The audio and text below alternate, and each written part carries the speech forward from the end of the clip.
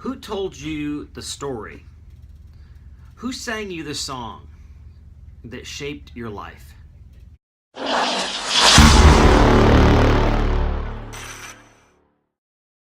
In Exodus chapter 2, Moses is put into a little basket when he's just a few months old, and he's pushed up the Nile. And not by mistake, the princess sees him. And she knows, and everyone knows, there's been an edict that all little boys are supposed to be killed because the Israelite population is getting so strong and the Egyptians don't want to be overrun by a bunch of Israelites. But when she sees this little baby, her heart is touched, the Bible says. And she knows he's helpless and she wants to help him.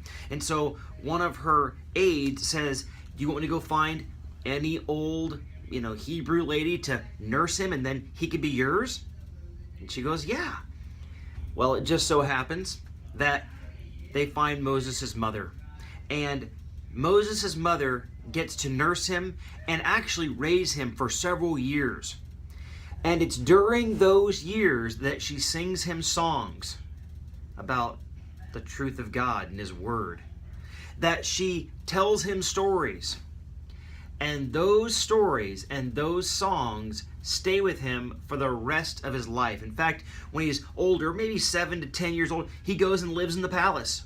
And he has all the privileges of the palace and the learning of the palace. But what never got out of his mind were songs and stories that his mother told him. You've got little ones in your life. Maybe they're kids, maybe they're grandkids. But these minds are sponges. Your children, your grandchildren, the ones that are your influence, their minds are sponges, and the stories that you tell them will shape them forever and ever and ever. And long after you're in the grave, those songs and those stories are going to play over and over in their minds, and they're going to be repeating those things. That means you need to think about the words that you use when you speak to these little ones. Join me today in asking God to give you the words and the temperament as you deal with the people in your life that are little.